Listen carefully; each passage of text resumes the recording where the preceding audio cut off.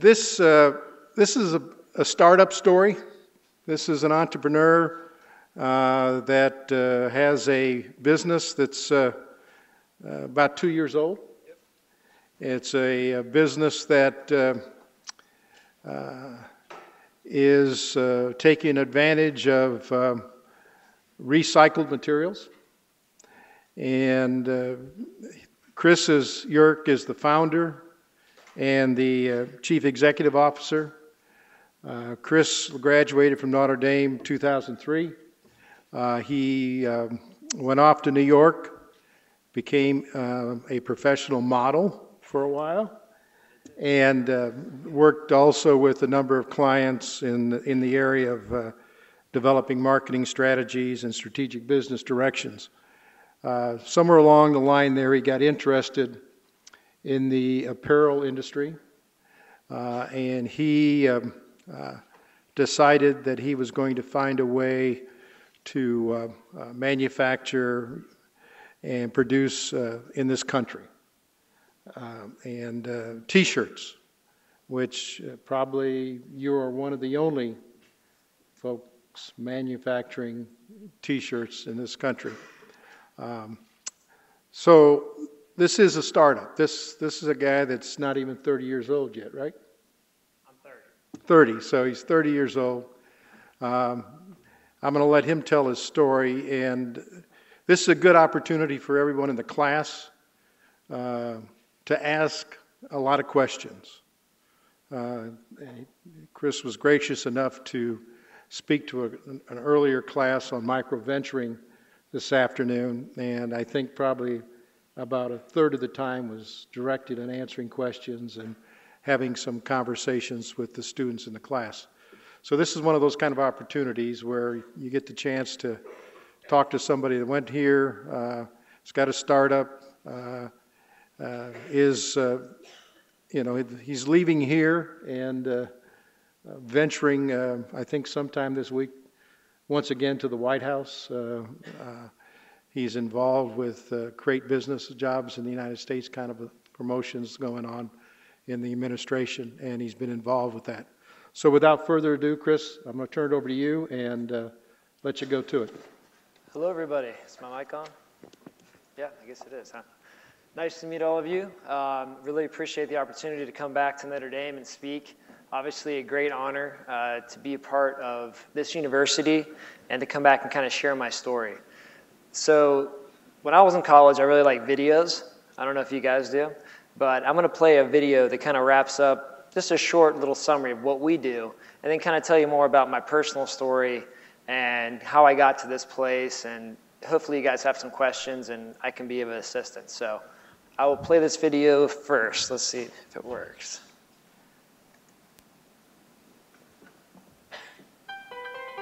You may have heard that every Sustain You shirt made from recycled material saves thousands of gallons of fresh water, about a half a gallon of gasoline, 12 kilos of CO2 emissions, and diverts half a pound of waste from a landfill.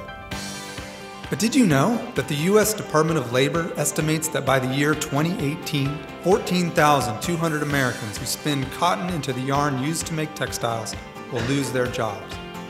11,500 fabric knitters will have to look for a new line of work.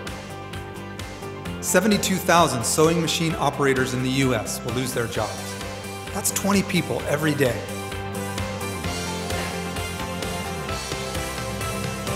This is why Sustain You is committed not only to protecting the environment, but to creating jobs. Jobs for a new generation of textile workers. Jobs for veterans at the Industries for the Blind. Jobs that make a difference to our friends, families, and neighbors. Sustain You, American Recycled Apparel. All right, that's when the cheer comes. Yay. All right, let me pull up a PowerPoint. It's not very long, but it kind of gives a little bit of a visual for what I'm going to talk about. So let me just pull this up. And you guys are probably way better at this than I am. There we go. So how did I get to this point? It's an interesting story. Not something that I think most people, well, maybe some of you can't relate to. I grew up in Morgantown, West Virginia, and I grew up pretty rural. I grew up in a town, outside of a town, that was about 30,000 people. Where I grew up, they actually didn't run cable television. So I had 2 channels growing up, and both of them were fuzzy. So I didn't watch TV. I didn't really have a chance to. And at that point in time, the internet really wasn't around. So my brother and myself spent most of our time beating each other up, to be honest. My brother was actually a pretty good athlete, and he actually went on to play football as well as a linebacker at WVU. But being outside, being outdoors, it really gave me an appreciation for the environment that I grew up in. It also kind of opened my eyes to poverty in the United States. West Virginia is a very impoverished state. There's a lot of issues there, but I grew up around a lot of people that didn't have enough food to eat, that would literally hunt year-round for the food that they actually had. It really set a perspective in my mind coming from high school and receiving a full scholarship at Notre Dame of just how real that is in our country. It's not just overseas. There are people here that really need help, and my home state is one of them. So I'm in high school. I felt like I was a pretty decent football player, and one day my dad decides to drive me out here to South Bend to see how good a football player I really was. So he took me to the Notre Dame football camp my junior year, before my junior year of high school, and was lucky enough to run a really good time and jump high enough, and they offered me a full scholarship. So I committed right away because I saw the Golden Dome, I saw the Grotto. I was like, yeah, this is amazing. So I'm coming here. So when I arrived at Notre Dame, I never forget walking into the locker room and seeing a guy beside me whose name was Brennan Curtin. He was 6'9.5", 330 pounds. And he ended up being the largest football player ever drafted by the Green Bay Packers. This dude was a giant. And I can remember just looking at him just like, are you kidding me? Like, I got to play against this guy? Like, you got to be crazy, right? So, but because you're smaller, and I mean, at that time I was a lot bigger, sometimes that does work in your favor, leverage. So I was able to play as a true freshman. And I can never forget being in the tunnel, coming out for my first game, and just being scared to death. I mean, honestly, let's be real. It's pretty scary, especially being 18 years old. About a year ago, I was playing against high school kids in West Virginia. And now I'm going to go play against, I think it was Kansas or something at the time. But even so, and I'm playing against men now. And I can remember just being so nervous, and you come out of the tunnel, and all of a sudden you just hear that roar, and it's just like a rush. And I don't care who you are, you just get excited. But the coolest thing was you look up in the student section and you see the entire student community just unified on their feet. And that's something that's very unique to this school. A lot of places, they do have fans and they do have shirts that combine it, but nothing like Notre Dame. Notre Dame is very unique with that. And as a player, I can tell you, we really appreciated that, because even when we were getting beat, we did even get beat when I was a player too, I'm not gonna lie. You guys stayed, and it was something that meant a lot. And that shirt really meant a lot too, because it really unified our campus. I didn't know at the time, obviously, that I would be going on to do something in apparel. In fact, any of you that are seniors right now and are like, I have no idea what I want to do when I graduate, I was exactly in your shoes, because I had absolutely zero idea. So when I did come upon graduation, I was unfortunately not able to go on to play anymore after college, but I was really struggling with what to do, and I had an opportunity to go to Miami to work for the Four Seasons. They just opened up a new Four Seasons, and they had a fitness center, and since I had a good track record with football and strength and conditioning, I was able to get a job there. And so I was going to be a trainer, so that was a good fit. I figured that might be a progression into doing something else athletic.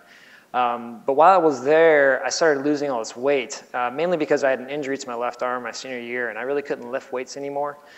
So I had to do push-ups and run cardio and do all that stuff. So I kind of slimmed down a bit. So about 2 months into this club opening, this reporter comes from the Miami Herald, and they're like, we want to take a picture of the club. We want to just get a view of it, but we need somebody to stand in the picture to kind of be a person of what they're doing. But the funny thing was they wanted me to wear like a tuxedo, with a tray and a weight in my hand, like this is a fancy gym kind of thing. And it was really a cheesy photo, my goodness gracious. It's the cheesiest photo ever. In fact, my dad framed it, it was so cheesy. But I thought it was gonna be like a thumbnail, you know, like on the website, like nothing that nobody, or something that nobody ever saw. But in fact, the next day, it comes out in the Miami Herald as being like on the front page, my face in a tuxedo. And I'm just like mortified. I'm like, oh my gosh, this has got to be a joke. So strangely enough, I don't know how, God's path is very interesting sometimes. I got scouted to be a fashion model, which I knew nothing about. But I signed a contract with Ford Models in New York City. And I was a professional model for 5 years. And during my time as a model, I got to travel quite a bit. It sounds very Zoolander-ish, and it is. Ironically, strangely enough, that movie is pretty accurate to that industry. It's very accurate. And so, I mean, during the time, I'm thinking to myself, okay, this is cool, but what am I doing with my life? Like, why am I actually a model? And I was almost embarrassed to say it. You know, my friends were bankers. Actually, my roommate in New York worked for, you know, a financial bank, and he was a Notre Dame guy. And, you know, it's like you go out to eat with everybody, and everybody asks what you do, and you know, I'm a model. It's such a cheesy thing to say. So I did that for 5 years, but one thing that I saw while I was doing it was, you know, I'd always been interested in ideas. Although I wasn't a business major at Notre Dame, I always had ideas, and I'd always just write them down. So I got really good at writing business plans. Some of them weren't so good. Actually, the majority of them weren't so good. But once in a while, I'd fall upon one where I'm like, yeah, this is what I should do. And I think about it, and then like 6 months later, I'd be like, I don't know. That doesn't sound so good anymore. But one thing I did see as a model was this green washing coming into the industry. This was like 2006. And so I saw a lot of companies I was working for starting to put in these eco products into their lines. And one of the cool things about being a model and one of the insulting things about being a model, they're both one and the same, is that they'll let you into the most proprietary meetings you could imagine, like sitting in blank retailer, I can't really say the names, retailer meetings, and listening to their marketing strategies, listening to their sourcing, where they're getting their fabric, how they're manufacturing it, how they can say that it's green, but it's not really that green, but they can also charge a higher price point. So like I'm standing in those meetings, I'm literally standing in those meetings, so kind of doing like one of these guys. And so you're in these meetings and you're listening to all this like, and I was thinking to myself like, wow, whoever's buying this product is really like getting duped. Like they're gonna pay a lot of money for something that really isn't making any difference at all. In fact, they're actually probably hurting more than they're helping. So I started carrying around a notebook in my pocket so that all the jobs that I went on and all the different things that I would do, I'd write down these terms so I could kind of understand a little bit about what they're talking about. I started becoming a fit model towards the end of my career, which is basically a human mannequin. Actually, it's such a thing. It really happens. People get paid to stand there, and they fit clothes off of you, and it's mind-numbing, to say the least. It's so boring. But the best part is that you learn so much if you actually pay attention, which most people probably don't. So I was just writing down in this journal, and I had all this stuff. So what I would do at night then was I'd go to FIT, which is in New York as well, the Fashion Institute of Technology, and I would learn self-teach myself. That's a real Austin Powers way of saying it. I basically would go into the library. I looked like a student, so they never asked me for my ID. And so I went into the library and I started looking up this stuff, and I started looking up all these terms, and I really started becoming well-versed in the terminology of apparel. So, you know, this was probably 2007 at this point, and I was thinking to myself, you know what? I'm going to start a company, but I'm going to make it about something bigger than just apparel. And I started thinking about the shirt at Notre Dame. Such a unifying thing, such a huge thing. And what it represents is the university, which stands for integrity. It stands for all these things. But what is the shirt really saying? What is it really saying? So I went back and I got my shirt for my senior year. I looked at the care content. I looked at where it was made, what it was made from, and I was really disappointed. I'm not gonna lie, I was really disappointed because it wasn't made any better it didn't really stand for the values that the students stood for or the university stood for. So that was really my, like, I guess that was my spark. That was like my, you know what, this idea is something that I bet every college student want to wear, something that is actually more representative of their school and not something that's made in a sweatshop or made from things that are hurting our earth or causing us to go to war or whatever it is. People would get behind something like that. So that's kind of how the birth of the company Sustain You started. So let me see if this thing works. There we go. Oh, that was a football play. We'll get past that one. So really, the journey into learning more was I had to move home to my parents' house. So, I mean, anybody who has a startup idea in Manhattan and is really serious about starting their own business, you got to take a risk. And my risk was just saying, okay, I'm going to retire from modeling, and I'm going to move home with my parents, and I'm going to take this business on full time. I'm going to really do this thing. This is going to work. I'm going to write a business plan. I'm going to try to get some investors. I'm really going to like take this thing on wholeheartedly. And I was lucky enough through multiple, I'm talking about probably 100 plus cold calls. Somebody actually said, yeah, you can come down to our factory, but you can come, but you have to work, which was fine, but I had to work for free, which was kind of weird. So I came down and I worked in this factory in Mount Gilead, North Carolina, which is in the middle of nowhere. And I worked there for a while, like probably 6 months, and I actually put the heat transfers, which are on the back of all your shirts, well, most of the shirts that are tagless. I put those into the back of like apparel for about 6 months. And what I did was I learned the process it took to actually make a garment. Making a garment's good, but what it's made of is what I was really interested in, and making it in the United States. So how could I network these together to build a business model that could be economically feasible, environmentally friendly, and also socially good? So I saw these communities in North Carolina that really reminded me a lot of West Virginia, people that were unemployed, people on unemployment, skilled labor that was once there that had been outsourced due to cheaper labor costs. And what I saw was an opportunity for these communities to really get revived through a technology that we could eventually export, something that we could really hold on. And what really gave me that hope was a company which this picture is actually taken at. It's in Lincolnton, North Carolina. And about 15 years ago, when everything started going offshore, this company stayed in the United States. And they stayed mainly because they had business from the prison system. They make all the hoodies for the correctional facilities in North Carolina. But in this other room, they had a testing, like an R&D knitting place, where what they did was they had recycled fiber that they were getting, and they were testing it and trying to make it so it actually felt like regular material, because it's really hard to make something that's made out of waste into feeling like regular cotton or cotton polyester blends.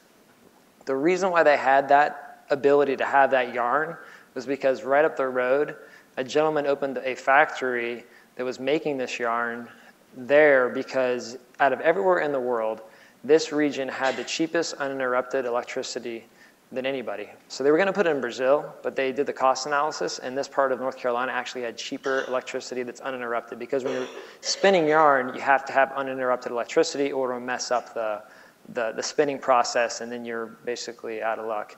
So it's just kind of a weird coincidence that these places were right down the road from each other. So this company had about 10 years to play around with this yarn to get it to be right. And so right now, this company is the best recycled knitter in the world. And I guarantee you, you could not find it on a map if you had a GPS and something else. It's in the middle of nowhere. But they have this amazing ability to turn this recycled yarn into amazing fabric, and they only work with companies that are willing to do things in the United States. So the timing was really perfect, and I think that was part of the reason why this business model worked, because the timing, everything seemed to just hit right away. I knew there was a cut and sew facility. I knew that there was somebody who was interested in making this recycled material. There was a yarn source nearby, and I calculated the mileage, and I knew I could make something in 200 miles from the beginning of the yarn to the end. And so what I saw there, and I compared it to like a Gildan shirt or even an Adidas shirt or something else, is that they would use about 18,000 miles to make their shirts, whereas I can make it in 200 miles. That's a big difference, both environmentally and economically, because I don't have to ship it all over the world. I can make it right here. Environmentally, obviously, there's lots of emissions for transportation. This is a lot lower of emissions when you're just putting it 40 miles down the road. So I started the company with this one little cut and sew factory that at the time had 3 employees. Everybody else had been laid off, and we expanded the first year of business. Our first year, we were able to grow to fill that entire factory up with 30 workers. That means 27 people came off unemployment to work at this factory, which was really cool. And we were just super pumped because the goal and the mission of the business is to create jobs and to create awareness with sustainable materials like recycled fiber. So as we've grown, I've been just amazed at the innovation that I'm just learning about every day. In year 2, we learned about a facility that was actually even closer to where we were knitting, and I had no idea that to even look there. It's called the Industries of the Blind. Did anybody know that the Industries of the Blind have some of the best sewers in the world? I bet you nobody knew that. I didn't know that. In fact, it took a friend of mine who had heard it from somebody else for me to go look at this factory. And let me tell you what, it's the most amazing thing you've ever seen in your life. Because the sense of sight is gone, the sense of touch is really heightened. So these individuals have this great, amazing ability to sew. And they can sew a lot of volume. Because in our second year of growth, now year and a half of growth, we really saw a huge upswing in quantities that we needed to produce. So this facility was able to do 50,000 shirts a month for us. And everybody who was doing it was completely blind. And it's like when you go into this factory, the man who actually I was working with to solidify the deal even before I went to the facility, he was actually blind too. And when I arrived, he came out to greet me. His name was Dan, and I didn't realize he was blind when I was talking to him. And he took me through an entire PowerPoint presentation. He took me on an entire factory tour, stopping off at each point, telling me what was going on. I mean, he knew everything about this factory.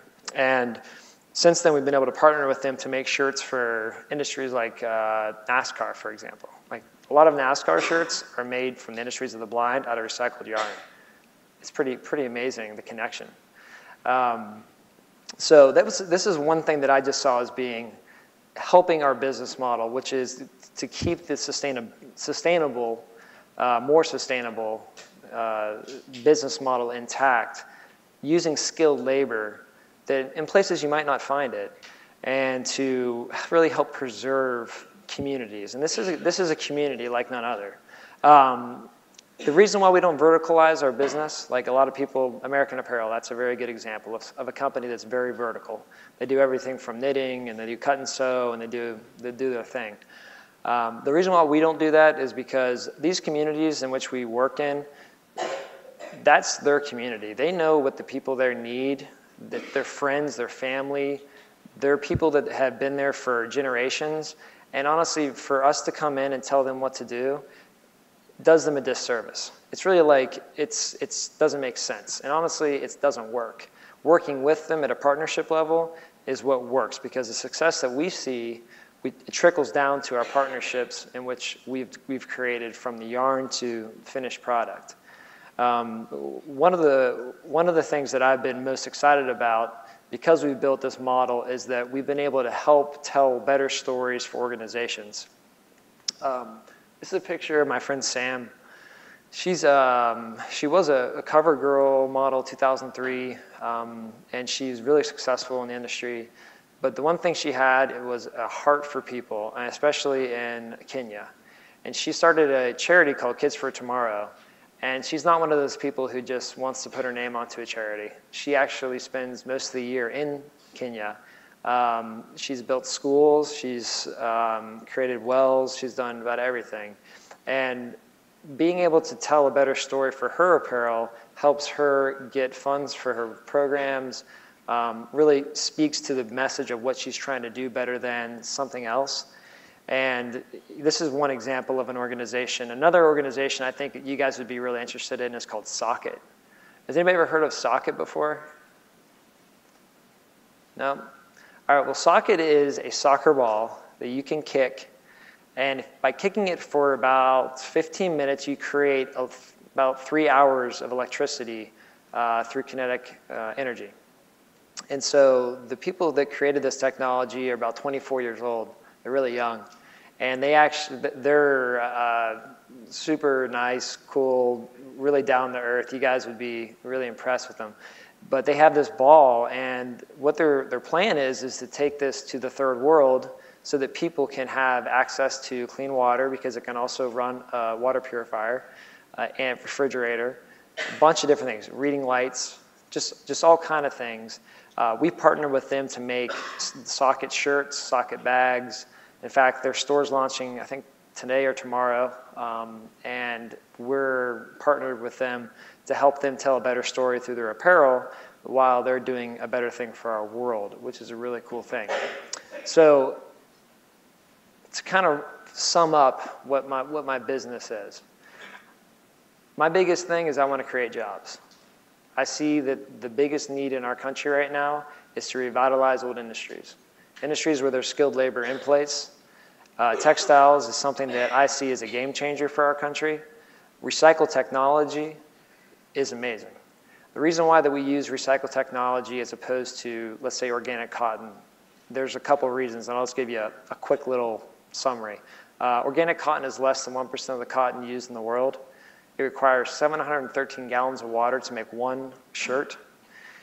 It is harder to dye than conventional cotton. And it comes from places in the world where water is scarce. So the United States is not the #1 producer of organic cotton. In fact, our organic cotton is almost, in the Carolinas they're starting to back up, but it's almost non-existent. The places in which it is existent are places that really need water for other things, like drinking. A country like Uzbekistan, which is the second largest exporter of cotton in the world, they've drained the Ural Sea, which was once the largest fresh body of water in the world, to 15% of its actual size. So that's like taking all the Great Lakes, put them together, draining them to 15% of what it was. Not only that, Uzbekistan uses children to actually harvest the cotton, which is also pretty awful. And they also use pesticides. But it's the second largest exporter of cotton in the world. So odds are a lot of us today are wearing cotton that's from Uzbekistan. That's kind of a short list of why recycled is what I see as being the future. Because synthetics like made out of plastic bottles and recycled cotton or polyester scraps can be recycled indefinitely. That means they don't lose any type of their quality once they're recycled. So eventually we'll be able to almost get a closed loop system with it, and so that we can continuously recycle it so we're not having to create new stuff. Because I don't know if most of you know, but polyester is made from petroleum. It's made from gasoline. So that's why firefighters and military personnel can't wear like the Under Armour stuff under their gear, is because if it lights up, it's gasoline. So I feel like, well, I know that the future really does lie in this recycled technology. I'm seeing it even from the educational standpoint at places like NC State that are developing new fabrics. It's just amazing how far it's come in 3 years, and I know it's going to continue to grow. My hope is that Notre Dame can lead the way in showing that we care about where our clothes come from.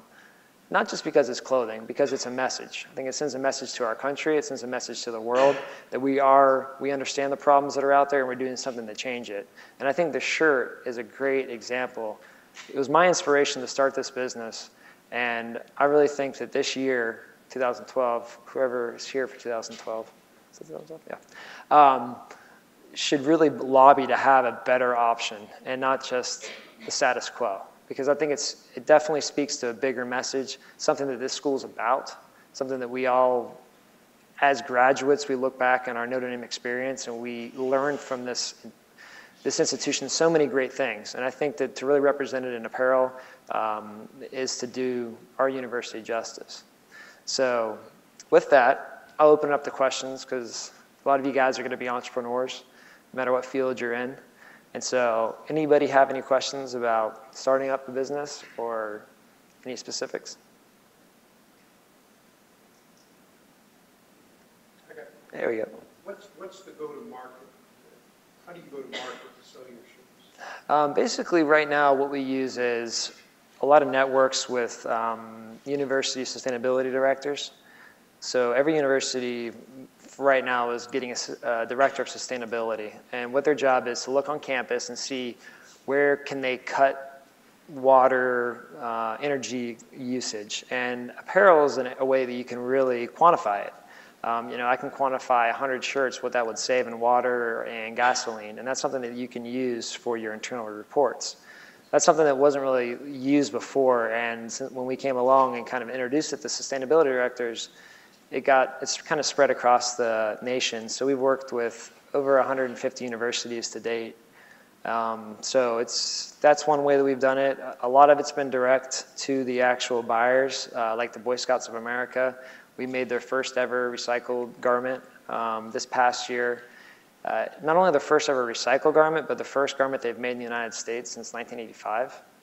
Now you'd think that the Boy Scouts of America would make things in America, right? They don't.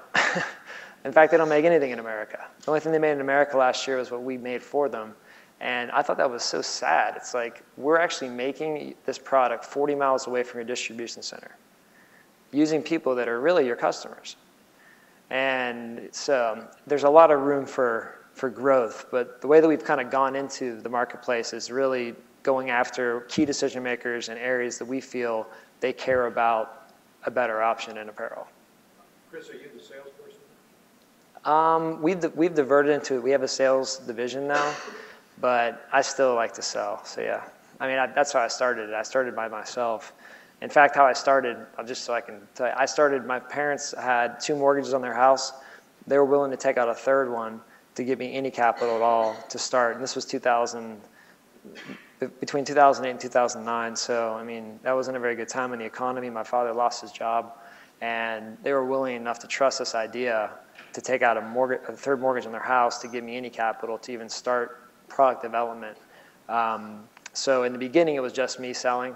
And now we have 15 people we employ directly that are actually employees of our company, but indirectly through our partnerships, we have about 450 people working for us on a day-to-day basis. You mentioned your family. How much have they helped, especially at the startup, whether it was just capital or moral support, or hey, here's something you might check out? Like, do you have any stories as far as your dad or your mom? My parents were both professors, and so of psychology. So neither had any business experience whatsoever. So from a encouragement standpoint, psychologists are great, I don't think I can do any wrong in my mom's eyes. She's like, yeah, it's great. So definitely the moral support was there. The work ethic, too, from a young age, was modeled through my parents. They both really worked hard for what they got, and they knew that if I took something on, that I was going to see it through. It wasn't going to be just a fly-by-night idea. I'm a little extreme sometimes about if I have something on my mind, I'm going to accomplish it. So they believed in the idea. I did need mentors, though, because anytime you start a business, especially if you're not a business major and you don't have accounting backgrounds, and I would recommend that everybody here take accounting, because you will eventually need it, and eventually you'll take it somehow. Either it's going to be self-taught, it's going to be taught by your accountant you're paying a lot of money to, or someone else. But I think that's one of the biggest things that I had some mentors that were willing to kind of lend an ear. Maybe not capital, but just let me talk to them about the idea, them give me their kind of spiel of how to approach certain, ways to grow the business so it could be capitalized in the future. So that was really the most important thing. What's the plan for the future? Do you plan on scaling or introducing more products? Yeah, we do. It's one of those things where the train is going now, and it's like we're seeing the upturn now. It's been we launched in June 2009, and we've tripled sales every year. So we're seeing the upturn now in the business. So what we're going to do is we're going to expand it into an actual retail line. So instead of just doing bulk goods, we're actually going to develop products for ourselves as well as for other companies and put their labels in it like we do for the Boy Scouts. We do it for a couple other companies as well. But what we're going to do is create a brand, and we have a retail store launching at the end of the month. We're going to duplicate that same thing, retail store with the printing, because right now in the country, nobody has an apparel company that actually makes their own products and customizes them. Like an American Apparel is someone that makes apparel, and then they sell blanks to screen printers print on them, and that's kind of how it works, or they have their own stores. What we do is we kind of have the whole process, and the verticalization of it is really in the printing side. We do all of our own printing with eco-friendly inks. We also have a sustainably driven model, unlike anybody else in the country.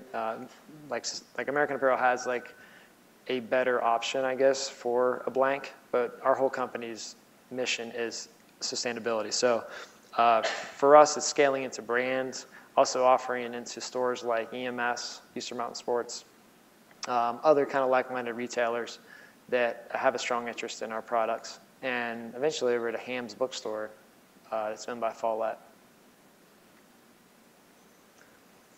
What was your undergrad major, and how, if at all, has that helped you? My undergrad major was sociology and computer applications. And I think that the best thing about sociology is that you learn about the way that society works, obviously, and to be able to come from West Virginia, come from an impoverished area, go to an impoverished area, understand the community, some of the generational issues that are going on, and look for solutions, it definitely was helpful. It's also helpful for writing. You have to write business plans, and you want it to look right, and you want it to sound right. You have to write a lot in sociology, so that was definitely one thing that helped me. But I think just going to Notre Dame in general helped me a lot. I didn't realize how strong of a community Notre Dame was until I left. And then it's just like, wow, people are willing to step up, help you out. It's been really impressive for me, and you guys will see it too when you graduate. Are you aware that I believe there's another couple of ex-football players who are selling recycled clothing as well? This is my competition. Yeah, actually, I guess I'll tell them. I wrote the business plan for that too, but but I make their stuff for them. So yeah, we all played together. We all graduated the same year. So while they were playing in the NFL, I was in New York City writing business plans. And when they stopped playing, Morph and Throw was an idea that I had based on anthropomorphism, something I really wanted to do, but I saw it as being a second generation, and they wanted to kind of operate it themselves. So I sold my equity in it for Sustain You. So I wrote both. Should I say that? I don't know if that's allowed. Okay. Chris, can you talk a little bit about volume? Like you said, sales are driven, but how many shirts have you made, or other clients do you have, so that we get a sense of what the growth really is? Yeah. Okay, so let's say the first year I sold probably about 10,000 shirts, which was a lot. And for anybody who makes anything in apparel, that's a pretty good amount of stuff. 10,000 is pretty decent. Last year, we did probably about 250,000 shirts. So it's not necessarily the sales have tripled because we've been able to, it's more than tripled. I use that as an easy number to say we tripled sales every year. But in terms of volume, we've done a lot more than just tripled. We've just gone kind of haywire with production. And this coming year, we expect that to double or even triple as well. So by hopefully a year and a half from now, we'll be making about 1 million shirts a year. Or shirts and other apparel too, because we don't just make shirts, we make polos and fleece and different performance. The majority of our clients are universities. We've worked with about 150 different universities, but some universities multiple times. So like we do the Welcome Week for Alabama every year. We do the Domer shirts over in La Fortune. We do the Rally Towels for Virginia Tech. We do a lot of different projects that are pretty high volume projects. Some of the other clients that we work with a company that owns 6 NASCAR tracks. They're one of the largest printers in the country, and so they buy a lot of our products to print for NASCAR goods. I actually got a picture the other day of one of our shirts with Dale Earnhardt Jr. or Dale Earnhardt's picture on it, which is kind of cool. So it's called SMI Properties, but it's a NASCAR. They own NASCAR tracks and they print their goods. Land's End, we developed stuff for Land's End. We're in negotiations with Eastern Mountain Sports to bring an entire operation from South America back to the United States, to the Carolinas. So from a volume standpoint, from a growth standpoint, I mean, we've grown really fast, and that can be a really good and bad problem. So if you guys do experience high growth really fast, I mean, what you're left with is you're really scrambling to fill slots of people, and you're going to make mistakes along the way. I mean, we've had factories shut down mid-production, like literally. Like somebody called me last winter. We had a 30,000 unit order, and the guy called me on a Monday and said that they were shutting down on Thursday. And I was like, shutting down for what? Like, no, we're shutting down completely. And so like you're like, oh my gosh, what do you do? You know, so definitely had our you know, it's been a long road to get to a point where we can consistently rely on manufacturers. We can get them back to speed because they've been out of work for so long. But now we're in the groove. We can scale it to a point that we can really do. Whenever I talk to potential clients to do high volumes, like Land's End does like probably about 3 million units a year. So when we talk to them, and then they say, can you do 250,000 shirts? It's like, yeah, we can. You know, that's a lot of volume to do in the United States. That's almost unheard of. You do a lot of government work? Not yet, but we're in negotiations with the Military Exchange, which is the 40th largest retailer in the world. They're huge, and they really love the Made in America side. The fact, I won't make anything that's not 100% recycled. I feel that that's the only way that we have an advantage. I think if we go back to the old ways of doing things, it's going to end up being the old ways that get us back into the same situation we're in. We need to develop the 100% recycled technology farther and farther so that we can have something we can export to other countries. So that's the military loves the product because it's made in the United States. The fact that it's recycled is a secondary thought. It's not really the selling point on it. The same way that at Alabama, they're not buying my shirts because they're recycled. They're buying them because they're made in the United States. But whichever reason why they buy them, it's fine with me because it's helping both causes. It's helping further recycled textile technology and creating jobs in the United States. How do you compete on price? We're right even. We're right with it. One of the ways the business model works is that by using partnerships at every level, instead of actually carrying the overhead myself, that means that I don't have to put that into my cost of goods sold, and I can offer a product that is comparable. Actually, it's 50 cents cheaper than American Apparel. So, ironically. So when you go out, when your sales team goes out, you offer potential customers to make a sale. And they say no. What is the biggest excuse for saying no? I guess initially I thought it might be cost. But what are some of the reasons that people aren't going to get these? I would say right now it's just a matter of keeping things in stock, which is reality. Like, it's hard to right now keep up with the demand because there is so much demand that we're not even aggressive right now on our sales. I'm aggressive towards the larger clients because I want to get the larger volumes so we can map out our 3-year plan, not just do next year or through the next 2 quarters. I want to be able to look really ahead and see what we can do. But right now, keeping stuff in stock is the hardest thing. So people will want certain colors, and it's like, well, we've sold out of it. I mean, that's our biggest issue at this point, just keeping up with, because it takes time to knit something into fabric, cut and sew it. I mean, it can be like 6 to 8 weeks. So you have to be able to calculate the orders of how many pounds of yarn should I order to make sure that we have it in stock. But you got to watch your cash flow too. I mean, because we are still a company that's growing it's a startup company that's growing with limitations, obviously, like any business does. You have to really concern with cash flow because you can't be sitting on a lot of goods and you don't have any money to do other things. So. When you deal with potential clients, how receptive do you find them to the pitch that the stuff is made in the U.S.? You mentioned the military folks, but do you find that other potential clients are also interested in the fact that you are revitalizing factories that have reached They don't, that's not the main selling point. The selling point is that in Asia, they have to order it a year and a half in advance, and I can get it to them in 6 months. So if you think about that from an ordering perspective, a lot changes in a year.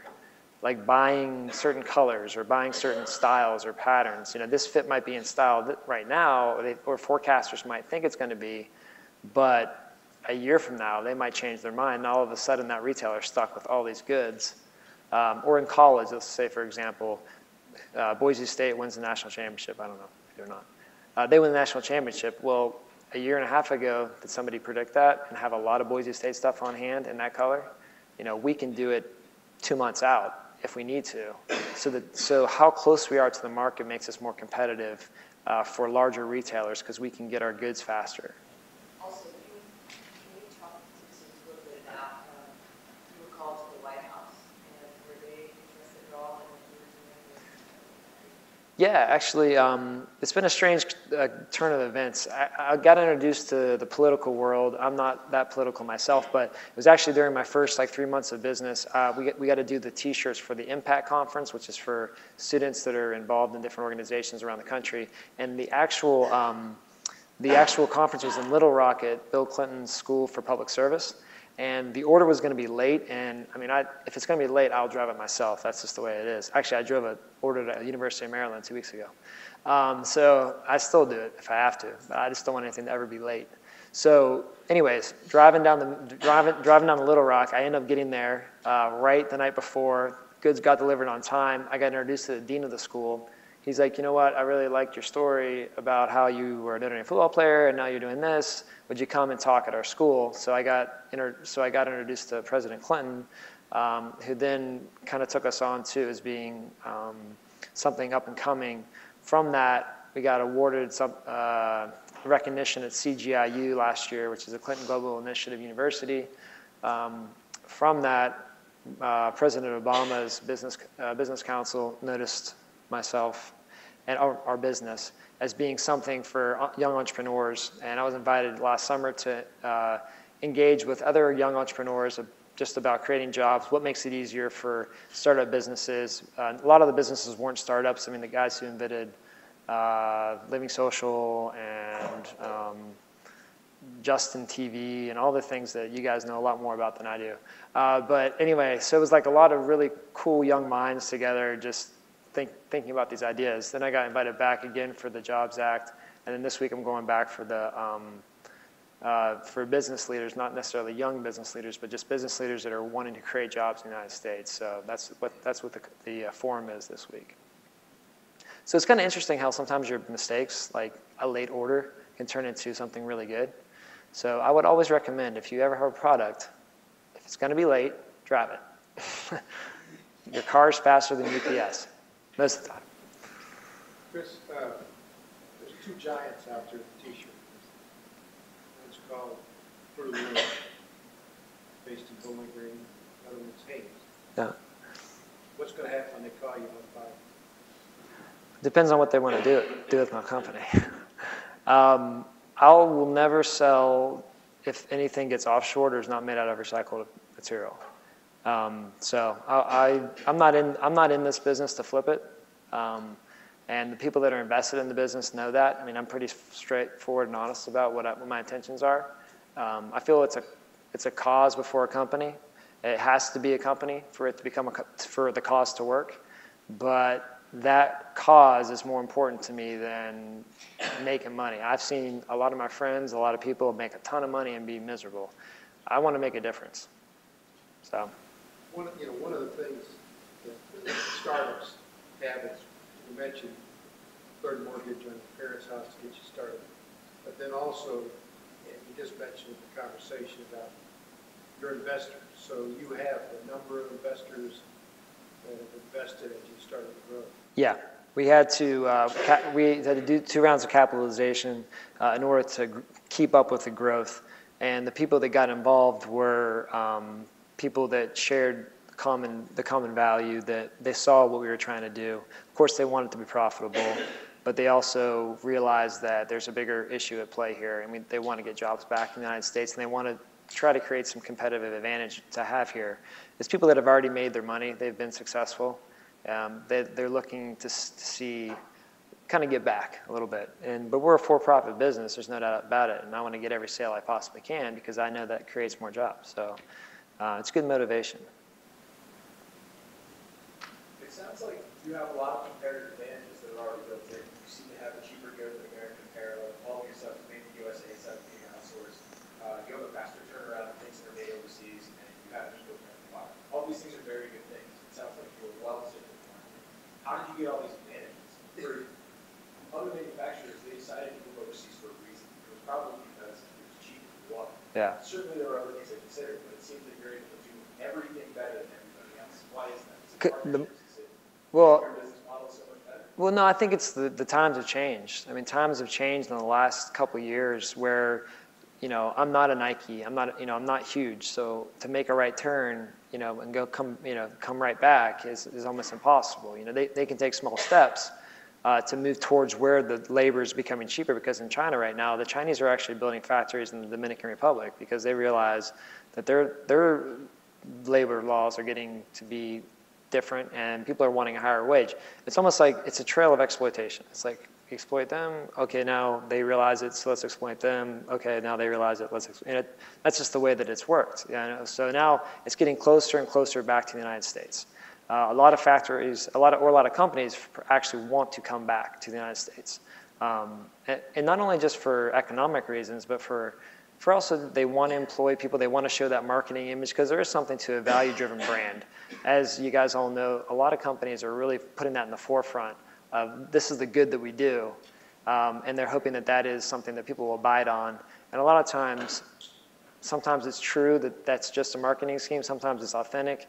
I think you guys have to sometimes dig deeper to figure it out if it is a marketing scheme or if it is truly something they want to make a change in. But I think timing was very important during the timing that I decided to do this, because I think if I had done it 5 years ago, it would definitely not have worked, because people weren't privy to making things in the United States 5 years ago. Now it's like the thing, people want things in the United States. On ABC they have Made in the USA in a little segment. And, it's very, very unique, the timing of the situation. So. Can you talk a little bit about the people who do work for you in the factories? Like, how much do they make, and how are you able to do that as people in sweatshops? Yeah, well, basically what we do is we rely on the factory owners. So I don't have to carry the overhead of that factory. They make above minimum wage, and they're able to work in unions. Everything's fair labor, and obviously the United States, it's very regulated. Somewhere like the Industries of the Blind, it's part of a program from the federal government. So that's something that's obviously well regulated. What we do is we work with these factories as we contract them for work. That way, our business doesn't necessarily have to carry their business's payroll. That way, we can be more competitive with our end product. But one thing just to note, I know who makes our yarn. I know who knits it. I know people who work there. It's not like it's a foreign thing. We have an employee from our business at a factory twice a week. So it's a very relational business.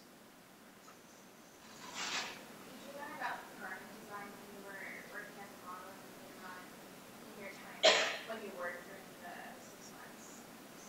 Yeah, I think the design part is something I'm still not very good at. And I'll be honest with you, T-shirts we're getting a nice fitting T-shirt took a while.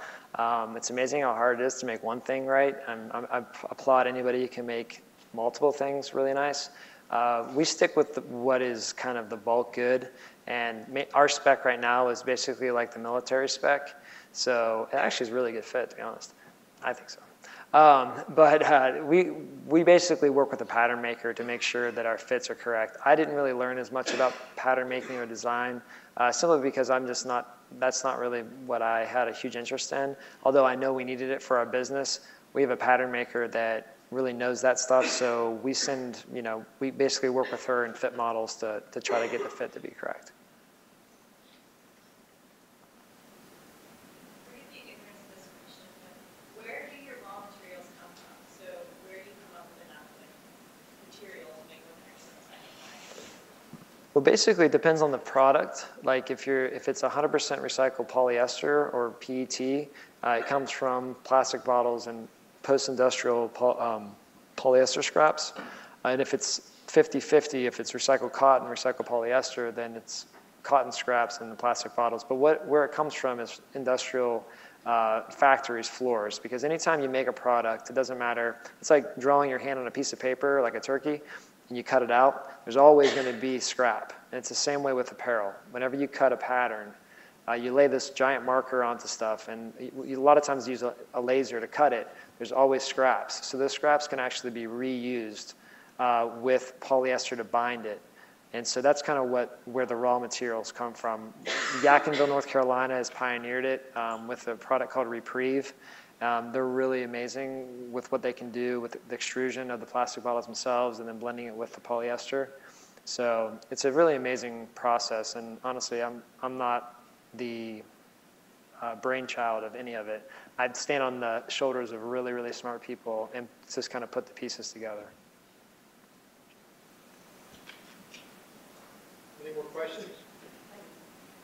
One girl they're asked about, how can you compete because you've got higher costs of living here. Can you tell a little bit about what are the additional costs associated with bringing things in from foreign countries so that even if the labor costs are cheaper there, it really doesn't end up being economically efficient? What are some of those other costs? Yeah, I think that some of the costs too are intangible too. I mean, if you think about the true cost of a product, by us putting people on unemployment, and that's a cost to us. I mean, that's not necessarily an upfront cost.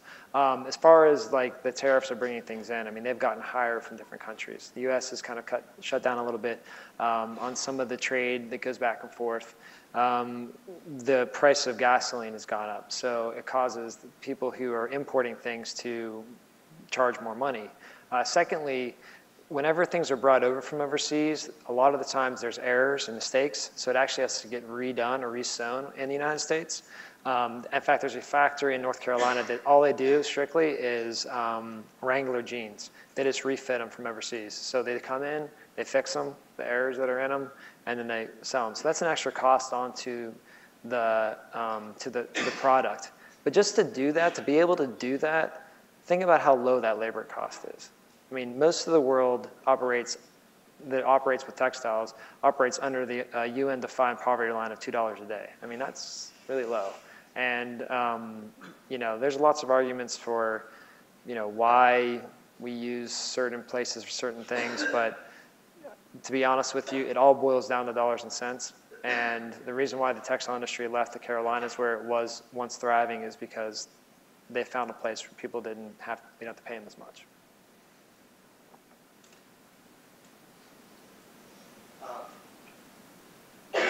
Where are your partners now as far as the factories you're using elsewhere? You've mentioned West Virginia and North Carolina. Are there any other locations? And are you looking at any other factories elsewhere? I know there are some in the South and some elsewhere. Yeah.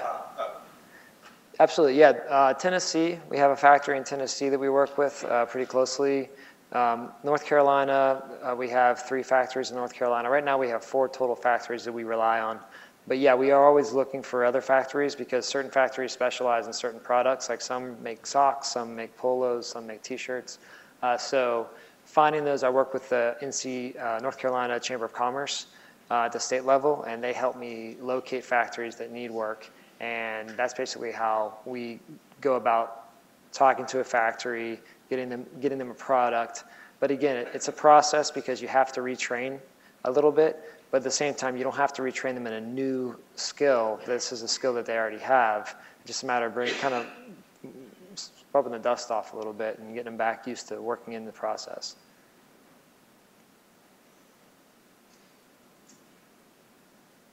Thank you very, very much. Yeah, absolutely.